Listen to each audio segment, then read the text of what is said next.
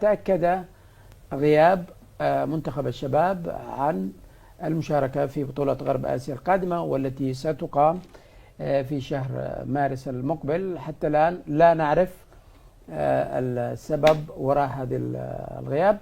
احنا قلنا أنه منتخبنا سيغيب من خلال نشر الاتحاد غرب آسيا لجدول المباريات بدون تواجد منتخبنا الوطني. تفسيرك لهذا الأمر؟ والله برضو من ضمن السلبيات اللي موجودة في الاتحاد هذه القصور في جانب الموافقة على مشاركة في مثل هذه البطولات. البعض قد ينظر لها بطولات يعني ودية، لا يعني بمعنى لا تزيد ولا تنقص كإنجازات كبيرة أو رسمية، لكن نحن يفترض أن نعتبرها إعداد لمنتخب ممكن نستفيد منه في نهاية كأس آسيا، ممكن نستفيد في بطولة كأس العرب، كأس الخليج، لكن انه نتجاوز الامر كذا بكل بساطة وننسحب.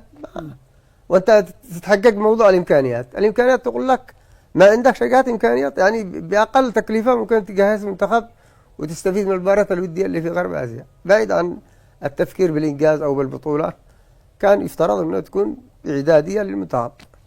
وبعض المتابعين عندما طرحنا هذا الموضوع ذكروا أنه كان ممكن نشارك بمنتخب الناشئين الذي يحتاج لمباريات ودية وانطعم ببعض عناصر منتخب الشباب. هذا في أدنى يعني حدود.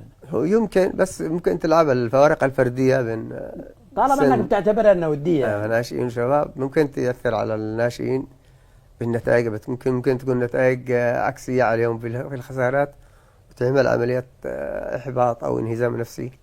لكن الشباب نفسه كان يتجهز لموضوع ما بعد بطولة غرب آسيا. هذا الاعتقاد.